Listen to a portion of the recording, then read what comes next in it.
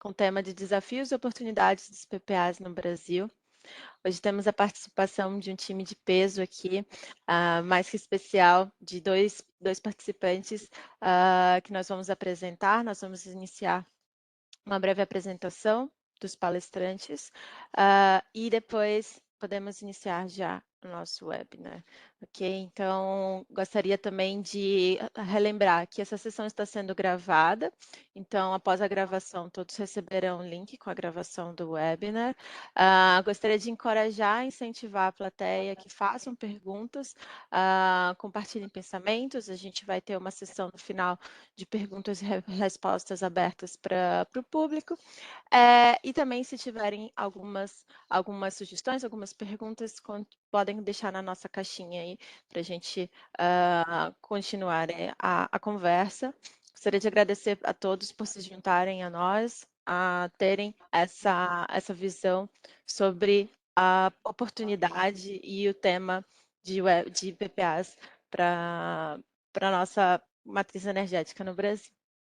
Bom, aqui eu vou deixar cada um dos palestrantes se apresentar. Márcio, pode abrir seu microfone, por favor? Bom, obrigado, Manuela. Bom, meu nome é Márcio Franin, tenho 25 anos de experiência no setor elétrico, trabalhava na área de regulação, comercialização, desenvolvimento de projetos focados na área de renováveis. Eu trabalhei durante 20 anos na Enel, nos últimos anos na Enel Green Power, desenvolvendo projetos solares, eólicos e pequenas centrais hidrelétricas, e nos últimos 5 anos sou Managing Director para a América do Sul da Samco Capital, que é uma investidora em projetos solares fotovoltaicos no Brasil, na Espanha e em alguns países da América do Sul. Também sou vice-presidente da Besolar, Associação Brasileira de Energia Solar Fotovoltaica, e espero aí que o painel seja elucidativo para muita gente. Estou aí com o Eduardo, que há muito tempo não vejo, mas é um grande amigo aí do setor. E espero que dê tudo certo. Estou à disposição para apresentar e responder perguntas. Obrigado. Olá, pessoal, tudo bem? Bom dia. Meu nome é Eduardo Klepax. Atualmente eu sou um dos sócios do grupo Adias. A Adias Solar é uma distribuidora de equipamentos fotovoltaicos e, ao mesmo tempo, eu tenho uma atuação muito forte, presente há mais de 16 anos na área de eólica e solar centralizada. Então, eu tenho atuação nos dois grandes segmentos, que é a geração centralizada e geração distribuída. Por mais de 8 anos, fui um dos responsáveis por toda a área de desenvolvimento, construção e operação de grandes usinas do Grupo Santander. Fomos um dos pioneiros no Brasil na parte de desenvolvimento, construção e operação de usinas.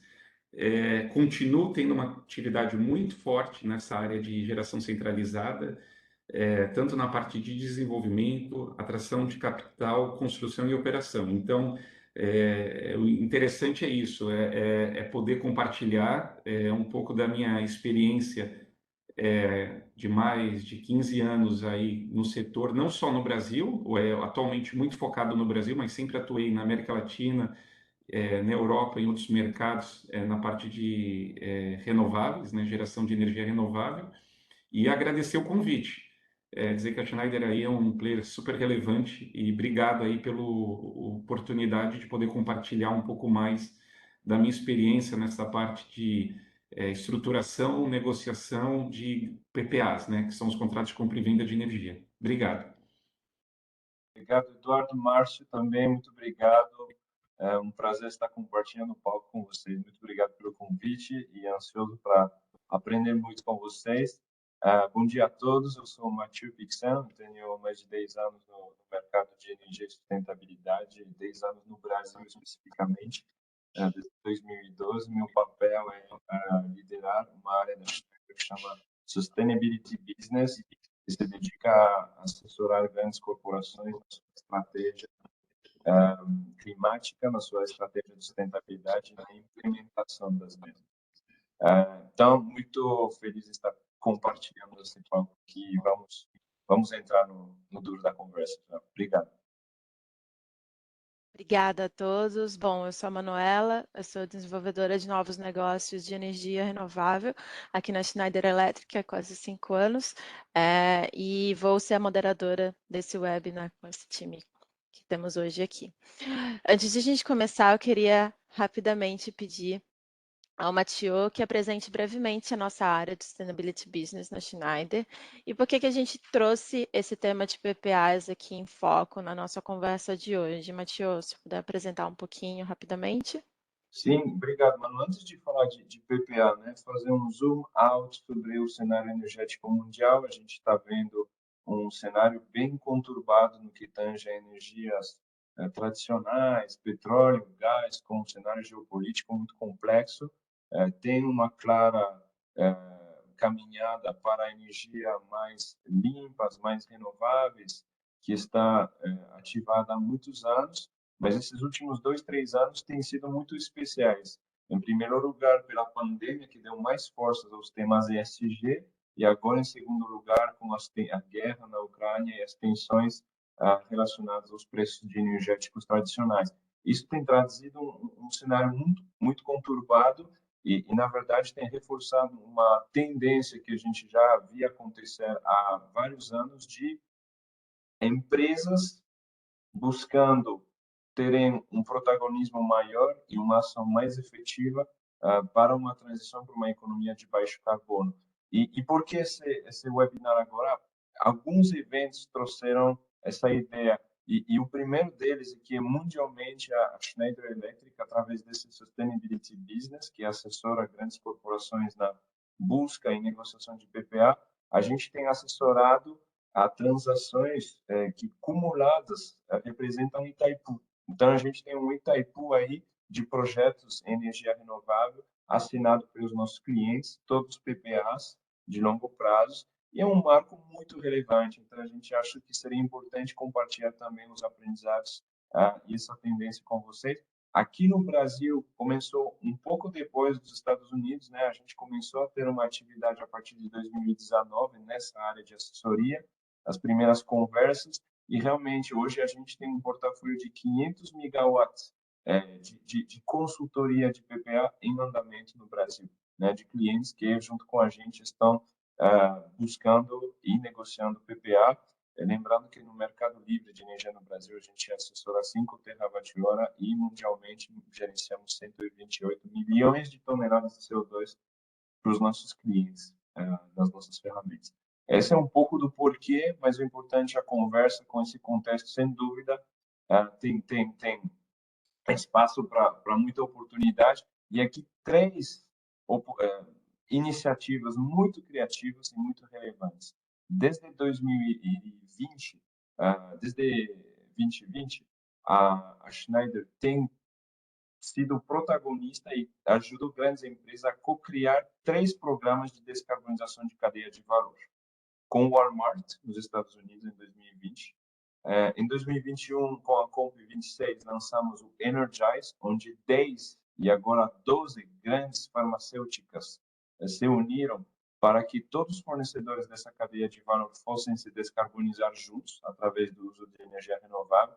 E mais recentemente, no primeiro trimestre do ano, a gente lançou a parceria com a PepsiCo, PEP+, para descarbonizar as cadeias de fornecedores da PepsiCo. Então, essas 3 iniciativas têm em comum uma boa dose de inovação e, sobretudo, algo que é muito legal, que a gente apaga um pouco as fronteiras do competitividades tradicionais, porque as farmacêuticas que se uniram para construir o Energize são competidoras entre elas, mas elas olharam para a cadeia de fornecimento e falaram, olha, esses fornecedores são comuns para muitos de nós, a gente precisa descarbonizar a indústria como um todo e fazer isso juntos. Então, aqui tem um belo exemplo com esses 3 casos de como a indústria e o setor, diversos setores da economia podem ser audaciosos e se descarbonizar.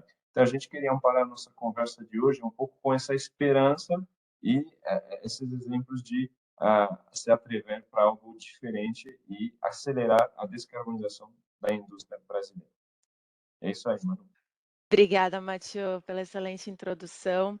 Bom, agora iniciando as perguntas, a gente vai entender um pouco sobre o conceito de PPA e eu gostaria de endereçar a nossa primeira pergunta ao Tranin e depois pedir que os outros também possam abrir os seus microfones também para complementar com a sua visão própria. Então, Eduardo, Mathieu, fiquem à vontade, ok?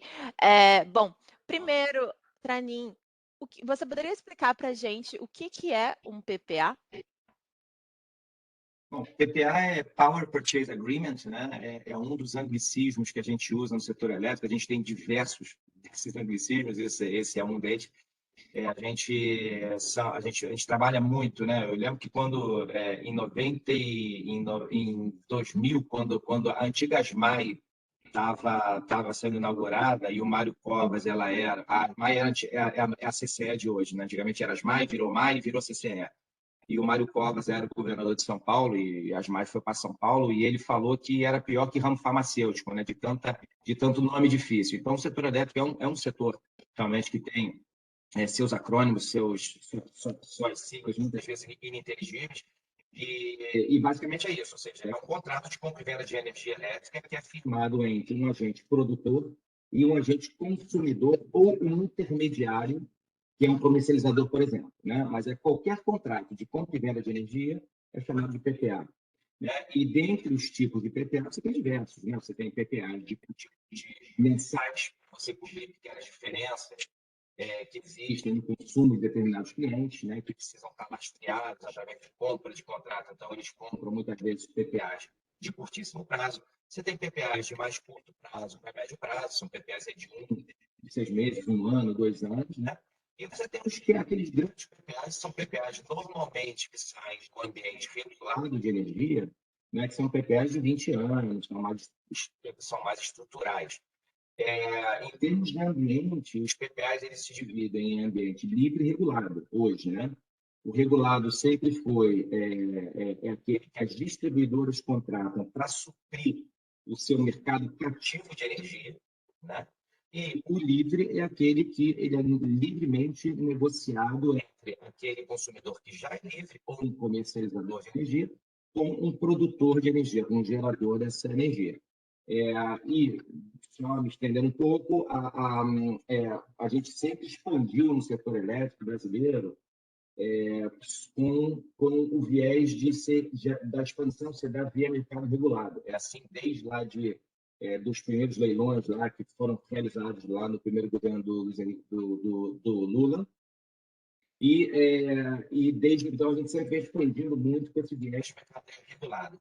O que a gente vem percebendo ultimamente é uma mudança nessa característica da expansão para ter que ela vai começar a ser carreada muito mais pelo mercado livre, né? Porque existe essa necessidade cada vez maior, né, de liberalização de mercado, que acho que vai dar tudo certo. A gente vai começar a liberalizar esse mercado finalmente para que todo cliente do Brasil possa acessar a energia em melhor condição e melhor preço, assim como já se faz, né, em boa parte do mundo e como já temos, por exemplo, nas telecomunicações.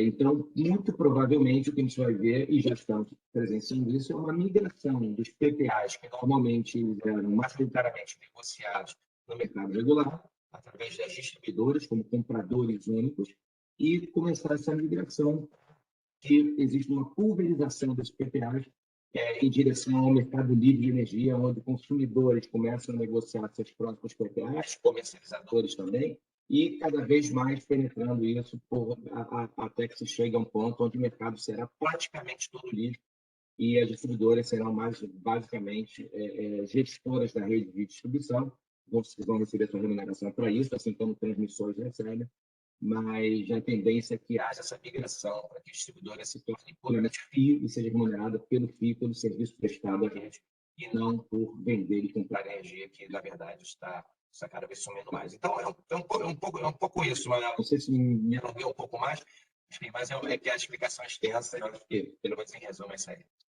Claro, obrigada, Tranin. Ótimo. Eduardo, você quer complementar também um pouco? Acho que já Eu podemos acho que passar para a próxima. eu digo por experiência, eu comecei a fazer projetos renováveis no Brasil em 2007, em 2009, a nossa vida começou a mudar muito quando começou a ter o primeiro leilão de reserva, que era o LER, depois teve o LFA. E eu posso dizer por experiência que é um mercado que já não tem mais, como o Márcio disse, né? Era um mercado que as distribuidoras davam a demanda, o próprio governo comprava uma energia de reserva. Hoje, o foco que tem que ser é o mercado livre, é a autoprodução, né? Então, são os outros caminhos que as empresas estão buscando que fazem com que seja interessante. A diversificação, a customização, então é uma liberdade que as empresas possuem hoje para poder estar comprando energia de uma forma direta, na curva, exatamente na hora que ela precisa, da forma que ela precisa, no submercado que ela precisa. Então, a customização e a sofisticação aumentou muito. Então, antes, era uma questão muito pronta. Ah, é isso e acabou. E sem contar o custo, né? Hoje, você consegue ter mais competitividade. Lógico que tem muito do que a gente vai discutir hoje aqui. Quais são as consequências disso? Como os projetos são bancáveis, financiáveis, como a gente consegue ter o equilíbrio entre um contrato que está bem amarrado para o investidor que vai estar construindo um projeto, seja uma eólica, uma solar, por exemplo, e seja um consumidor de energia que não tem uma cláusula tão leonina, que está gerando uma consequência. Então, esse equilíbrio que é o importante aqui, né? Adorei, Eduardo. Obrigado. Bom que você já adiantou alguns dos próximos tópicos. E aí, aproveitando essa sua deixa, eu queria passar também, continuar com você aqui, Eduardo. Qual que você vê que é a grande oportunidade dos PPAs? E se você concorda que a sustentabilidade, redução de custos com energia, proteção contra a volatilidade dos preços. Eu acho que, Manuela, é um pouco de tudo. Eu vejo primeiro.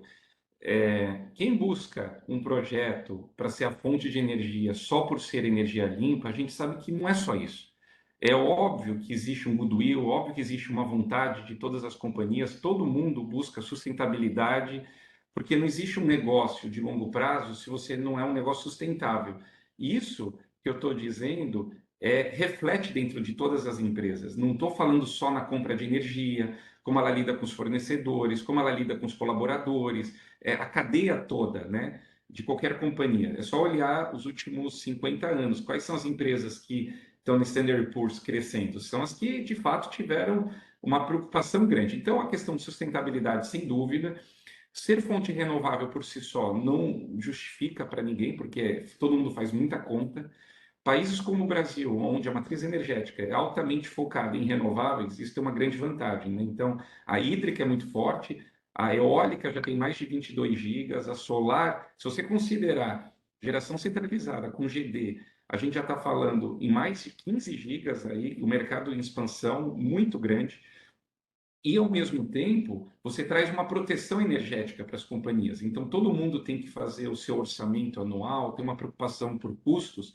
Se você tem hoje uma demanda contratada diretamente com uma concessionária, por exemplo, sem estar com uma relação de longo prazo para algumas atividades industriais, você pode ter um problema, porque você tem contratos muito curtos, você pode ter, dependendo da situação, infelizmente ainda tem muita gente em baixa tensão, que isso está mudando, né? A regra para a migração para o mercado livre no Brasil está mudando gradativamente a cada ano que passa.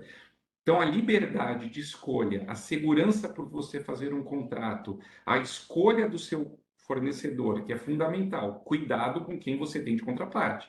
A pessoa tem que te entregar energia, ou seja, é um ativo que a pessoa está te entregando. Tem um risco de crédito. Então, como você está se blindando desse risco de crédito?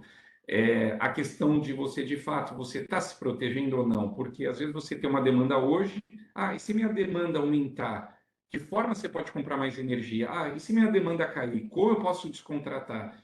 Tudo isso é perfeito, dá para fazer. O mercado elétrico brasileiro é muito sofisticado, então a gente tem hoje todos os agentes com capacidade disso. Agora eu estou com mais demanda em outro submercado, dá para fazer um swap de submercado? Dá. Eu estou agora com uma demanda numa área industrial onde o custo da conexão, o fio é muito caro. Você pode comprar isso também. Então, o mercado elétrico aqui consegue ter subprodutos que atende a demanda de cada cliente. A customização é grande. E o que você não tem quando você não está, enfim, com esse tipo de contrato. Então, em resumo, eu digo sempre, a decisão de estar no Mercado Livre, hoje em dia, é uma questão de tempo. Porque quando todo mundo parar e fizer a conta, vai entender que financeiramente faz todo sentido, é uma redução de custo, uma segurança energética fundamental e, ao mesmo tempo, você está agregando um valor até à tua marca. Ou seja, você não está só comprando uma energia renovável, por exemplo, você está emitindo menos gás carbônico na atmosfera, você tem um selo de sustentabilidade, existem várias certificações atreladas a isso, e sem contar a questão de trade de crédito de carbono, que é uma coisa que nós já fazíamos em 2007 muito no Santander, era na época do MDL, que era todo o mercado de carbono das Nações Unidas, e hoje tem um outro mercado que está em franca expansão. Então, eu acho que para a marca de muitos de vocês aqui, caso não estejam, entrem, e caso estejam, estejam abertos, às vezes, a mudar o produto que você tem. Às vezes, muitas vezes a gente está tão acostumado, já está no Mercado Livre, no feijão com arroz, e esquece que você pode ter outras classes de produtos. Obrigada, Eduardo. Nada, mas Tranin, o que você acha, na visão do investidor? Qual que é a grande oportunidade dos PPAs no mercado brasileiro hoje em dia? Manuela, quando a gente olha, né, ou seja, a resposta do Eduardo foi bem ampla, e quando a gente olha, se a gente, vamos de novo fazer uma digressão lá para o passado, quando a gente olha lá atrás, né, o Fernando Henrique Cardoso, né, na reestruturação do setor elétrico brasileiro que ele promoveu, ele tentou implementar a liberalização de mercado, né, ele parou no meio do caminho. Todo mundo diz que faltou talvez um Sérgio Mota na energia elétrica, né, enfim, que é aquele trator que atropelou e liberalizou toda a parte de telecomunicações, né, porque o meu pai, por exemplo, ele declarava telefone, linha de telefone no imposto de renda, era um patrimônio, né, e hoje qualquer pessoa tem 2 linhas com um grau de facilidade muito alto. Então, o que aconteceu com as telecomunicações é basicamente o que a gente travou há 24 anos atrás, a gente travou essa reestruturação do setor elétrico brasileiro por questões políticas, né? Então, faltou realmente uma força política para se fazer. O que se pede é nada mais, nada menos do que você ter a tua liberdade de poder comprar energia, não somente nas condições e preços, tá? E aí inclui qualquer tipo de condição, incluindo o preço, mas também a energia sustentável, porque se a gente também hoje se adapta, né, a essa visão de que, por exemplo, ESG, né, ou seja, hoje toda empresa tem que ter lá o seu ESG.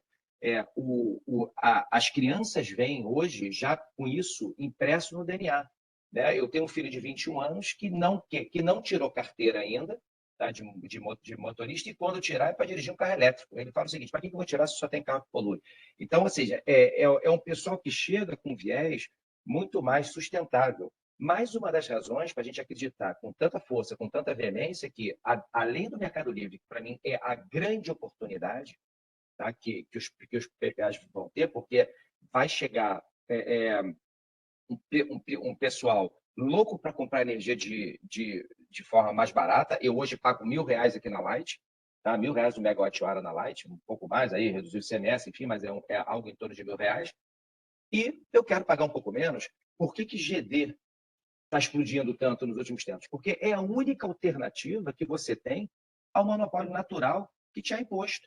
Né? Você, 70% da população, 70% do consumo e mais de 90% dos pontos de consumo no Brasil são hoje monopólio natural da distribuidora. Então, para mim, a grande oportunidade que tem é a liberalização de mercado, e a grande oportunidade que tem para PPAs de renováveis é ter a certeza absoluta que são as tecnologias mais adequadas para essa nova expansão, porque elas são mais competitivas em termos de preço e condições, né? E anos-luz à frente de qualquer outra tecnologia. Então, acho que aí está a grande oportunidade.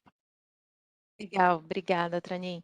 Bom, Mathieu, queria também ouvir um pouco de você, da visão do consumidor. O que você acha que é a grande oportunidade sobre o PPA para a gente finalizar esse bloco e passar para o próximo?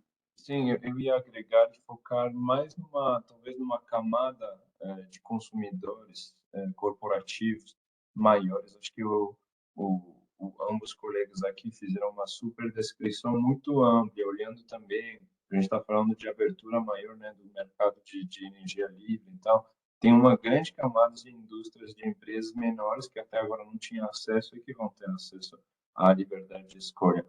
Quando a gente olha as empresas maiores que já estão no mercado livre há 5, 10, 15 anos ou mais para algumas, a gente se aproxima de uma definição do PPA mais restrita, que é aquele contrato de energia de muito longo prazo, 10, 12, 15, 20 anos, que permite que um desenvolvedor ergue uma central eólica, uma central solar, uma fazenda solar, para atender às necessidades daquela empresa, mediante esse compromisso de longo prazo, e que permita a esse desenvolvedor buscar um financiador, um investidor, um banco para colocar em pé esse ativo, né?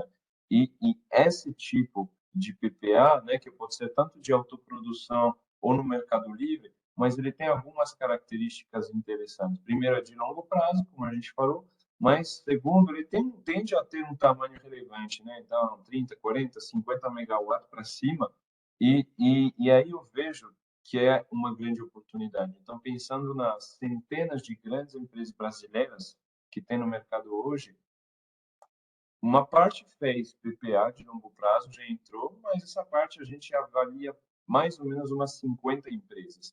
Tem muito mais indústrias e empresas grandes brasileiras com consumo de energia relevante que poderiam entrar no esquema de PPA para toda ou parte da sua carga de energia, se quiserem dividir risco, e fazendo esse compromisso de longo prazo, poderia ter acesso a um preço fixo, né? E com certeza contribuir para o que a gente chama de additionality em inglês, ou adicionalidade, se puder tentar traduzir de alguma maneira ao português, que é o fato de contribuir na construção de um novo ativo, né?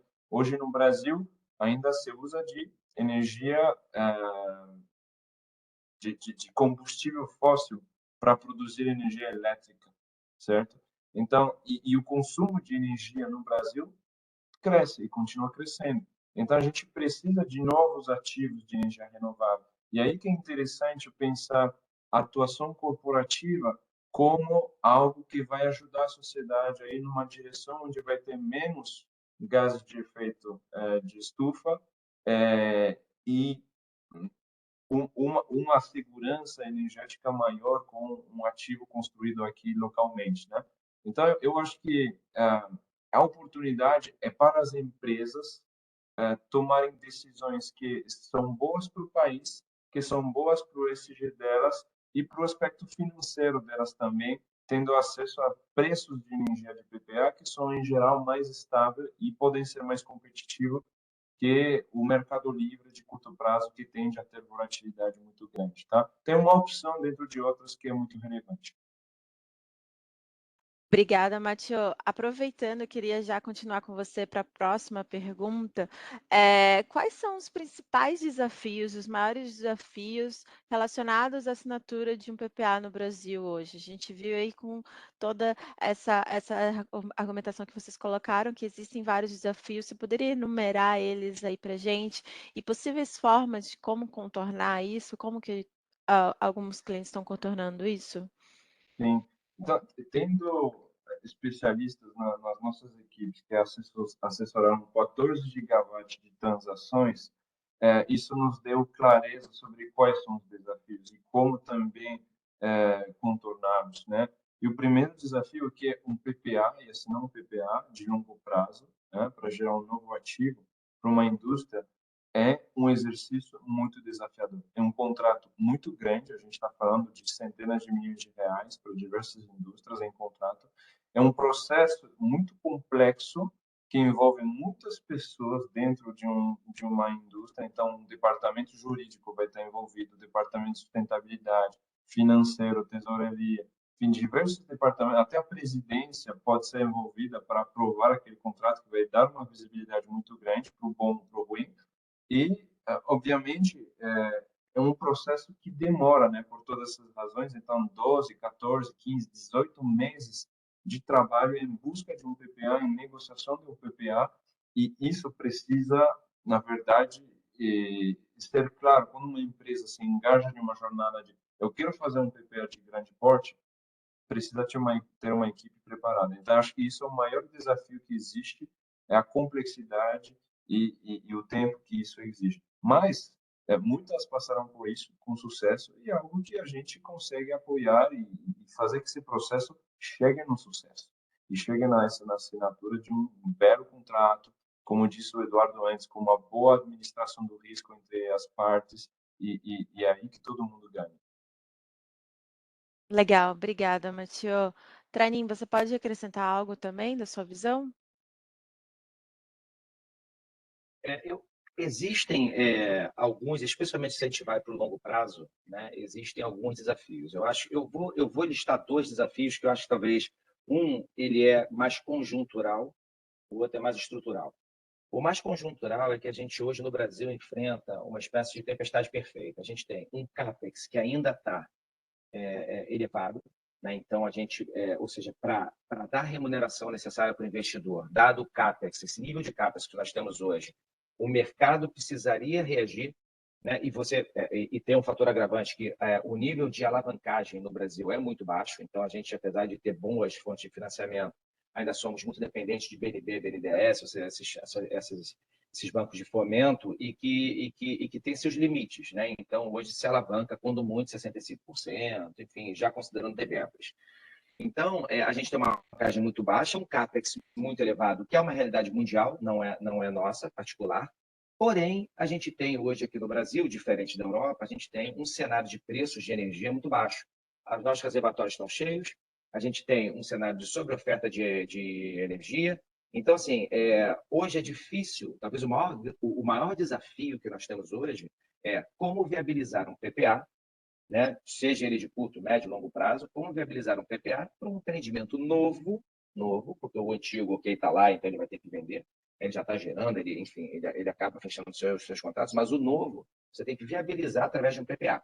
E esse PPA está cada vez mais difícil, dada a configuração atual do nosso setor específico, onde tem uma variável que é a CAPEX, que é mundial, mas tem uma variável que só afeta a gente, diferente da Europa, que está dando preços acima de 300 euros, 400, 500 euros, chegando a 1.000 euros em alguns momentos. Lá é fácil vender um PPA, porque todo mundo quer um PPA renovado, né? Devido à guerra da Ucrânia e o problema do gás na Rússia. Então, esse é o primeiro ponto. E o segundo ponto, que eu diria como desafio, é que quando você vai um pouco mais para longo prazo de PPA, que é o que você normalmente precisa para dar um pouco mais de segurança ao financiamento, a gente está mudando essa visão, concorda? A gente está vindo para cada vez mais curto prazo, mas ainda é uma realidade PPA de mais longo prazo, é a indexação ao IPCA. Né? Ou seja, o IPCA, a gente tem uma economia indexada, né? O nosso OPEX é indexado, ou seja, e os PPAs são indexados desde o momento inicial. Né? E se você vai fechar um PPA de 10 anos, por exemplo, um questionamento que tem sido muito recorrente, tanto se você vende para comercializadoras ou para consumidores, é essa indexação. Porque você espera ter um certo controle na inflação no decorrer do tempo, mas vem, né, uma pandemia, uma guerra na Ucrânia e tal, e o IPCA, que estava controlado em 4%, dispara para 10%, 11%, e você tem que reajustar seu preço a isso. Imagina um contrato de 10 anos, o quanto esse preço não aumenta. Então, dar formas de tentar lidar com essa indexação para PPAs de mais longo prazo e passar por essa turbulência atual de CAPEX alto e preço de energia baixo, talvez sejam os dois maiores desafios que eu vejo hoje aqui, dentre outros, mas, enfim, não quero me estender muito, acho que esses são os dois principais desafios. Legal, obrigada, Tranin. Você já adiantou também a próxima pergunta que eu ia fazer, que era justamente sobre esses desafios de como financiar e operacionalizar uma usina de energia renovável no Brasil. Eu queria abrir também um pouco espaço para o Eduardo complementar, acrescentar o ponto de vista dele. Claro, perfeito. Bom, primeiro que o Brasil, né, o Márcio disse bem, né, a gente é um país que está acostumado a não ter project finance, porque a gente tem dois bancos que têm uma estrutura de financiamento que não é igual em outros mercados, né, com risco puramente projeto, né. Então a gente aqui tem que tratar sempre com esse desafio, que é a questão de garantias, então você tem que ter uma estruturação bem sofisticada disso, então você tem a estrutura de seja fiança bancária, seguro garantia, e o financiamento hoje em dia tem muita relação também o prazo. Então, por exemplo, prazos curtos de PPA trazem preços maiores, porque você tem mais previsibilidade, então o preço de energia nos próximos 5 anos é maior do que um contrato de 10 e de 15. Quer dizer que o preço de energia daqui a 10 ou 15 anos vai ser menor? Com certeza não, mas existe, né, aquela coisa na vida entre oferta e demanda. Então, sempre tem esse equilíbrio. Então, você consegue ter o vendedor da energia ou o desenvolvedor do projeto acaba tendo um upside bom fechando PPAs curtos. Qual que é a consequência disso? A dificuldade para fechar o financiamento, porque os bancos exigem contratos mais longos. Qual que é a solução? Faz um contrato mais curto e coloca algumas garantias. Então, essa equação, e tem um outro ponto que é agravante muito sério disso. Quando você vai financiar um projeto, a análise que é feita não é só do seu grupo, mas é o risco de default do PPA. Então, a contrapartida, a contraparte, quem está comprando essa energia vai ser analisada pelo financiador. Então, muitas vezes, você chega nos bancos, seja para emissão de uma debênture ou banco privado, ou público, não importa o banco, ele vai analisar essa contraparte. Muitas vezes os bancos viram e falam: esse PPA eu não vou poder financiar porque eu já estou tomado.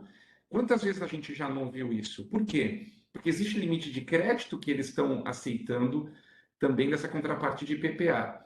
Certo e errado é uma mitigação de risco, cada um tem sua política de crédito. Então, eu digo o seguinte: quando você está estruturando um projeto Greenfield, e eu faço isso direto e vejo, você tem que ter a cabeça muito aberta de poder negociar as cláusulas contratuais, como eu estava dizendo anteriormente. Você tem que ir nos financiadores e já ir com as alternativas. Quais são as formas de financiamento tradicionais? Os bancos de fomento e as debêntures incentivadas, que é muito interessante. Inclusive, agora elas estão sendo abertas até para geração distribuída, né?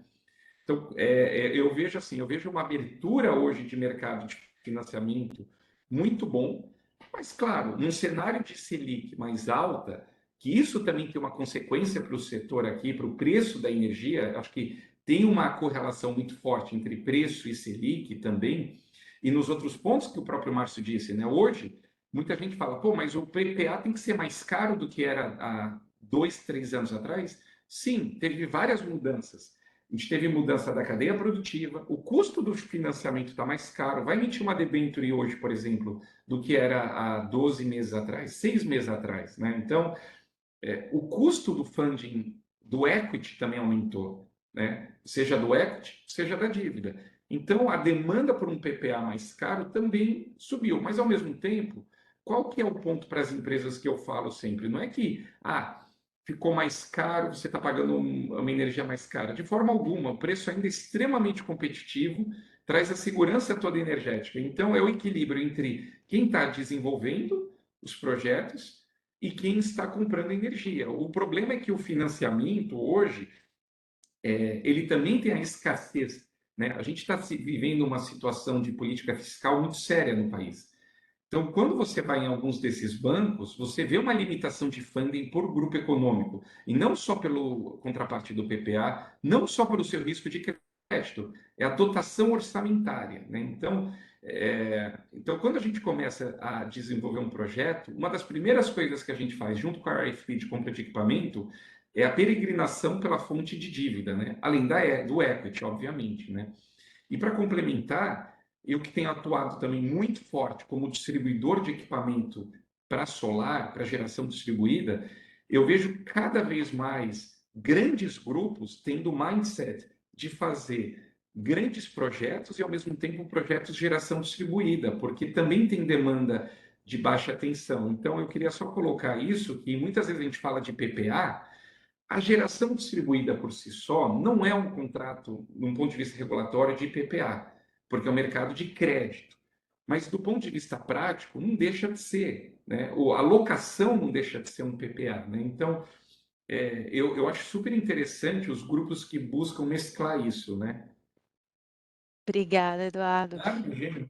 Bom, queria usar também um pouquinho da visão do Mathieu nessa pergunta, né, que a gente está falando sobre quais são os principais complexidades, né, para operacionalizar uma usina. Então, a gente falou aqui de PCA, falamos de custo de CAPEX, de financiamento. Você tem alguma coisa a acrescentar, Mathieu?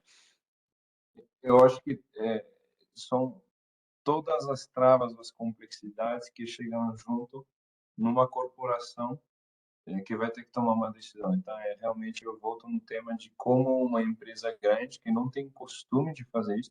No Brasil, PPA de longo prazo para empresas consumidoras é relativamente novo. Em 2019 começou a ter uma tendência mais forte, né? Como disseram antes meus colegas, era muito mercado para utilities.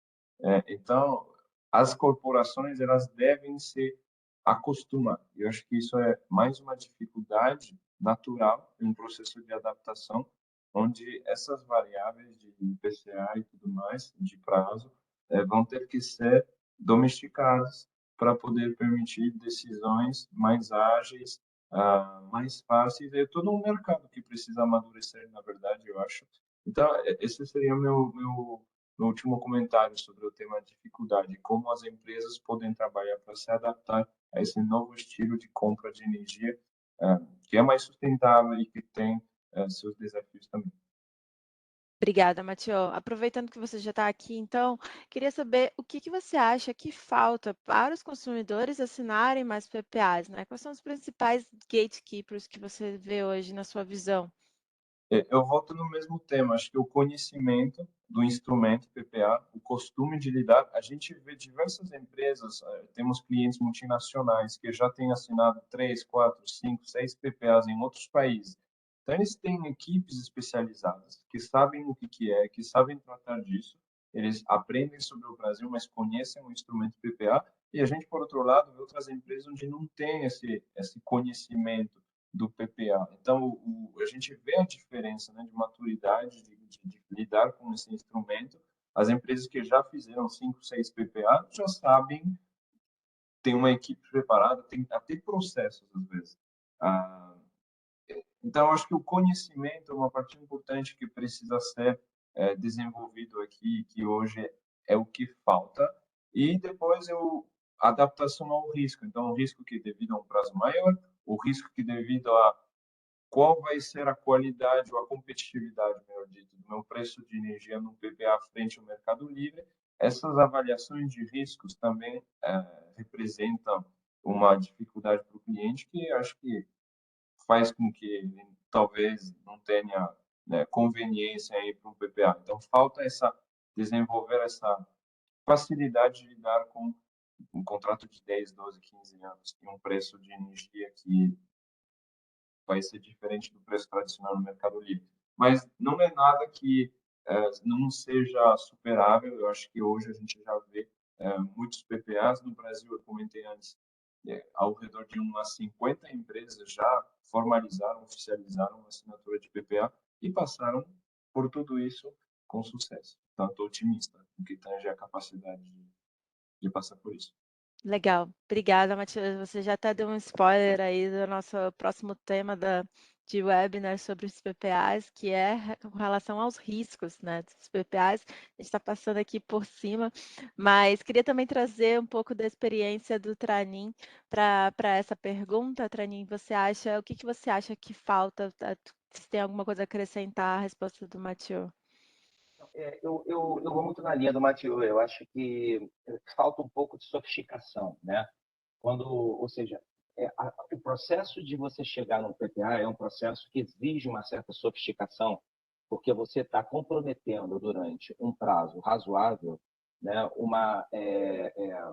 a comprar determinado insumo para a sua produção, pensando no consumidor final, que normalmente é relevante, né? Se a gente estiver falando de eletrointensivo, estamos falando de 30%, 40%, 50% até do consumo desses eletrointensivos está sendo tem o destino energia elétrica. Então, é um insumo muito relevante. Então, a sofisticação é fundamental. Não é qualquer empresa que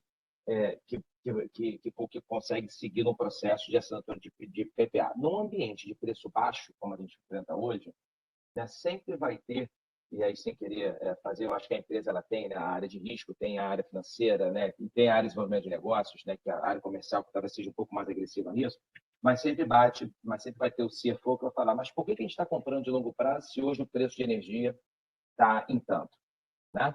Será que faz sentido a gente fechar a longo prazo? Então, assim, o que eu vejo aí é que a situação hoje de preço baixo, ela impacta nessa assertividade com relação à PPA, e o mercado ele é tão volátil quanto isso. A gente já enfrentou momentos aqui de PLDs muito altos, onde a busca por PPA foi enlouquecedora.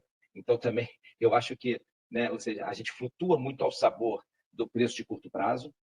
A gente tem essa tendência a eternizar o momento, né? Se hoje está preço baixo, vai estar preço baixo para sempre.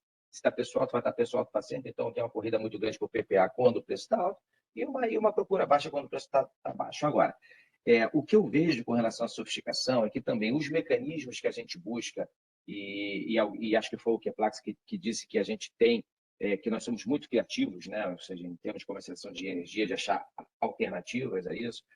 O que eu vejo muito é, por exemplo, a questão da autoprodução, né? Hoje, o PPA com autoprodução ele é quase que uma regra quando você está negociando com consumidores finais.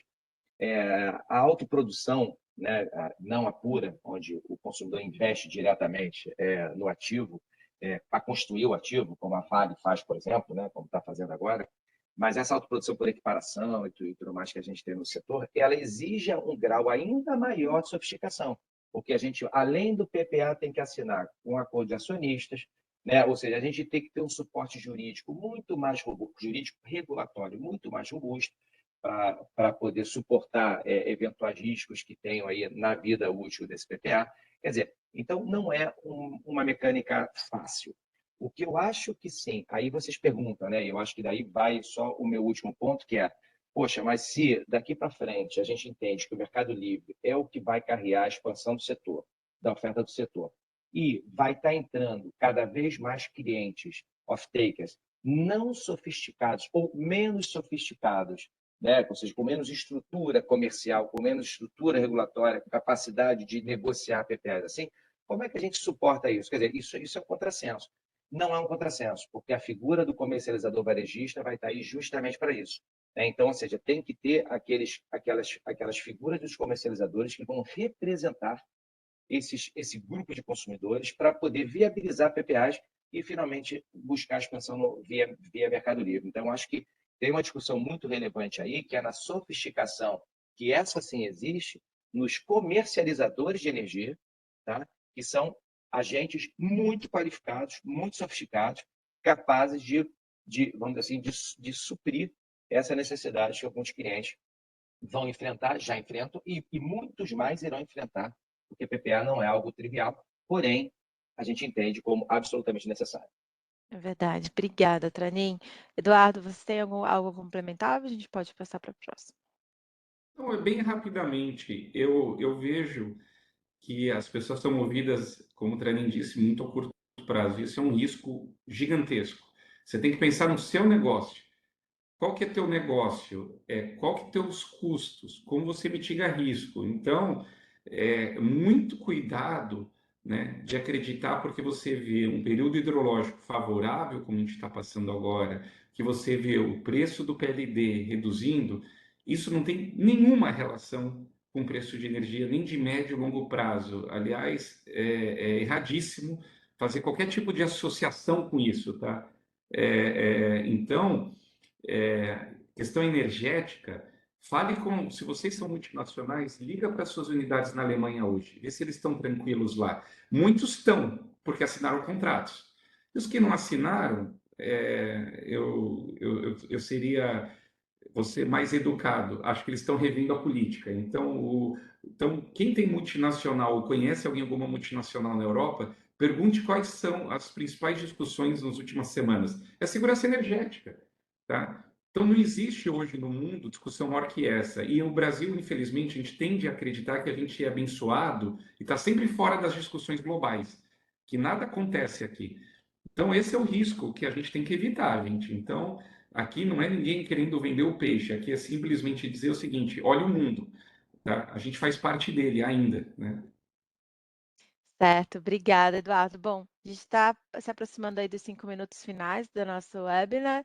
Queria aproveitar para a gente abrir um pouco o fórum para perguntas do público.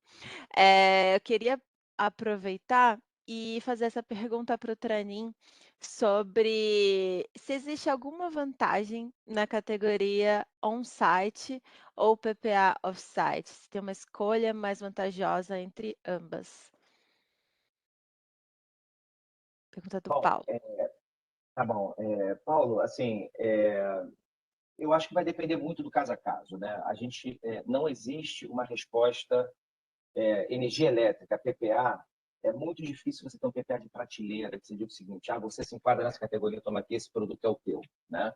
Eu acho que tem que analisar a tua situação, a situação real aqui. Você provavelmente na sua empresa, Paulo, está vivenciando. E eu vejo o seguinte: eu não vejo muita diferença, especialmente se a gente considera que hoje a questão do off-site, né, o Brasil ele é totalmente interconectado. Né? Em sendo totalmente interconectado, o teu PPA ele não pressupõe uma entrega física de energia, porque você pode estar fechando um PPA no projeto solar no Nordeste do Brasil para uma planta tua no Sul do Brasil. O elétron que gera lá, ele não vai percorrer todo o sistema interconectado nacional para te entregar lá. Então, ele é financeiro. É um sistema de liquidação. Você injeta no Nordeste, alguém consome a tua energia e você consome na tua planta no Sul por um outro cara que joga essa energia para você. Então, por ser um mecanismo de liquidação financeira muito mais do que físico, né, não pressupõe entrega física da energia, diferente de produtos, né, de commodities normais, eu vejo que o off-site ele sempre é uma alternativa muito mais na tua mão, porque você tem muita oferta e você tem essa facilidade de chegar e, cara, e perguntar para quem é que tem energia e ver se o cara te vende. Agora, o on-site passa a ser interessante se você tem espaço, se você, nesse espaço, você tem a capacidade de consumir toda a energia que vai estar lá, mas aí o investimento provavelmente vai ter que ser teu, então o equity é teu, né? Se você comprar lá, você não compete, você vai comprar só um PPA. Quer dizer, eu acho que é difícil te responder o que é mais vantajoso sem conhecer a tua realidade. Eu diria, por princípio, que o off-site, né, ou seja, uma planta que não está no seu local, ele tende a ser mais, tá mais à tua mão, né? Ou seja, ser uma solução mais rápida, mais imediata do que se você tivesse que construir no teu por diversas questões. Tem muita gente construindo fora e no teu não tem ninguém construindo, tem que ser você. Não sei se foi por aí a tua pergunta, Paulo, desculpa se eu não pude responder exatamente, eu não sei se alguém quer me ajudar, mas acho que é o que eu posso falar. Não, foi ótimo, Márcio. Eu só agregaria para o Paulo realmente a questão da dimensão, né? Um on-site costuma prover para 10, 15, 20% das necessidades energéticas de uma indústria. Um PPA off-site, ele tem capacidade de atender 100%, né? Aí, a critério da empresa, com aspectos de gerenciamento de risco e tudo mais. Mas é realmente isso que diferencia um do outro. Em termos econômicos, eles têm suas diferenças, mas ambos podem ser opções viáveis economicamente. O PPA off-site, com certeza, traz uma economia de escala muito maior, e que permite chegar em preços mais competitivos. O on-site exime de pagamento de certos custos e encargos. Então, tem o que olhar e o que considerar em ambas opções, e ambas são pertinentes, mas pensando em compromisso de descarbonização do escopo 2 em 100%, o off-site é o que mais vai te dar velocidade para atingir objetivos. Obrigada, Mathieu. Bom, a última pergunta, pessoal, eu queria agradecer também a todas as perguntas que vocês estão enviando. Depois a gente vai responder elas por e-mail, que não vai dar tempo de todas. Eu gostaria de fazer a pergunta da Daniele, que perguntou: estamos no ano eleitoral. Isso influencia o mercado para aumento dos valores para a compra de energia, em especial para 2024 em diante? Ou realmente não temos como prever? Alguém pode Olha, se precificar respondendo? eu acho assim, aqui não, ninguém vai entrar em debates, mas tem uma coisa muito comum aos dois principais candidatos, né? Que é uma política fiscal mais frouxa do que deveria ser para os próximos anos. Isso aí não é um viés político, porque são exatamente a forma que está sendo conduzido o Brasil. E o que acontece isso? na minha visão, significa que a gente vai viver momentos de custos maiores, a gente vai viver momentos que, ao mesmo tempo, vai gerar alguma pressão maior na cadeia toda produtiva de todos os setores.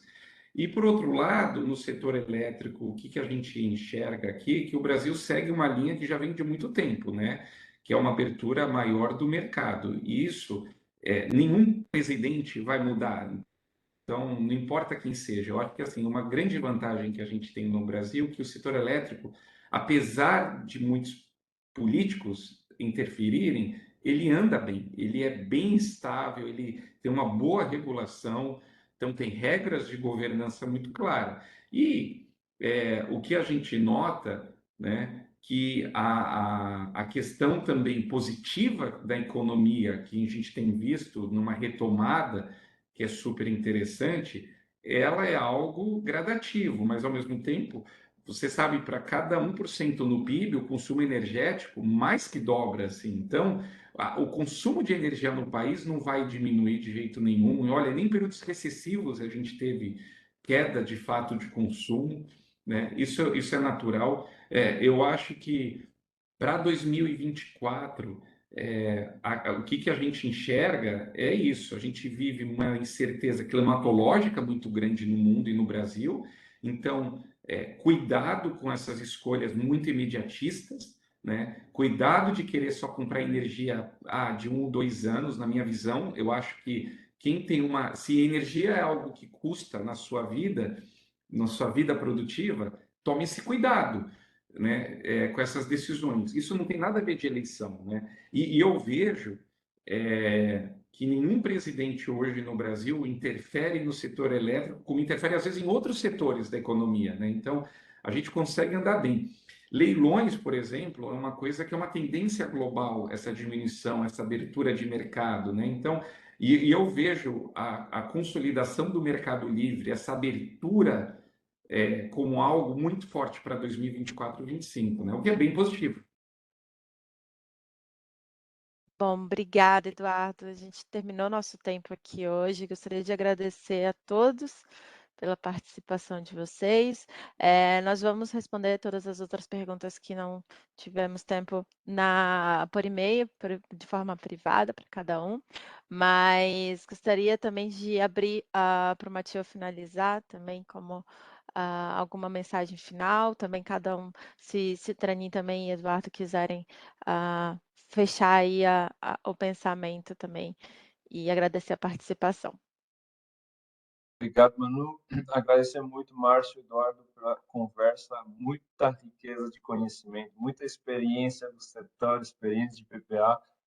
Acho que isso demonstra uma complexidade e sofisticação do tema. E outro, a importância de ser acompanhado e não andar sozinho nesse tema, que é um tema que é bastante delicado, mas com mensagem de fechamento, é uma oportunidade. Pensando nas grandes companhias, nos grandes consumidores, PPA é uma oportunidade de fortalecer sua ação ESG, estabilizar seus custos de energia para não ser refém de volatilidade nos contratos de curto prazo no Mercado Livre e, obviamente, desenvolver e fortalecer a segurança energética aqui no Brasil mais rapidamente. Então, essa mensagem, e estamos aqui para apoiar, e deixar as palavras para os meus colegas fecharem. Bom, falando rapidamente, como mensagem final, primeiro agradecer a Schneider pela oportunidade de estar aqui, dividindo esse palco virtual aí com pessoas que eu tenho grande reputação no setor, então foi um prazer imenso. E também falar um pouco que eu acho que o desenvolvimento, ou seja, a expansão via PPA de Mercado Livre é um caminho sem volta. Tá? A abertura de Mercado Livre é um caminho sem volta, é irrefreável. A gente vai chegar lá, de uma forma ou de outra, de forma mais dura, de forma mais fácil, dependerá das políticas que forem adotadas até lá, mas é um caminho sem volta. Então, estar preparados para essa realidade é o que nós temos que fazer. Eu assim, eu sou um otimista incorrigível, e eu acho que eu trabalho num setor, né, que é de energia solar fotovoltaica, num país, né, e num momento que, apesar de ter uma turbulência, né, isso aqui, vamos pensar isso aqui como uma autobahn, né? E que a gente está aqui saindo de uma estrada esburacada e vai entrar numa autobahn. O futuro ele é glorioso para a solar fotovoltaica, para as renováveis em geral, e PPA de Mercado Livre é o que vai acontecer daqui para frente, sem sombra de dúvida. Então, assim, a mensagem de esperança de que realmente a gente vai ter um mundo mais renovável, mais flexível, onde todo mundo possa optar, sim, por eleger de quem quiser comprar sua energia da forma melhor, mais barata e mais sustentável. Queria agradecer a Schneider novamente, agradecer a todos os presentes que ficaram com nós. Me coloco à disposição de todos, eu tenho o LinkedIn, é só o meu nome, estou sempre à disposição para conversar. E dizer que energias renováveis num país como o Brasil, com essa magnitude, não é que é o futuro, é o presente, será o futuro e a forma que a gente vai lidar com as fontes energéticas, né? Então, quem está trabalhando como nós há muitas décadas nisso sabe o desafio que a gente já passou para chegar onde a gente está hoje. E dizer o seguinte: cada dia é matar um leão, e um deles hoje muito forte é isso, é todo mundo ter a consciência. É a mesma coisa quando a gente estava falando de geração distribuída. Por que as pessoas ainda não têm? Não tem uma razão. Por que as empresas não fecham PPAs às vezes no Mercado Livre? Também não tem uma razão. É uma questão de tempo. Eu acho que é uma questão de cada um começar a entender bem e ver as vantagens, né? E entender quais são os riscos associados e mitigá-los, né? E é para isso que a gente está aqui. Obrigado. Sempre às ordens. Obrigada, Eduardo. Obrigada, Tranin. Mathieu também. Bom, pessoal, eu agradeço a participação de todos, pelo envio das perguntas e nos vemos na próxima. Bom almoço para vocês. Até mais. Tchau, tchau.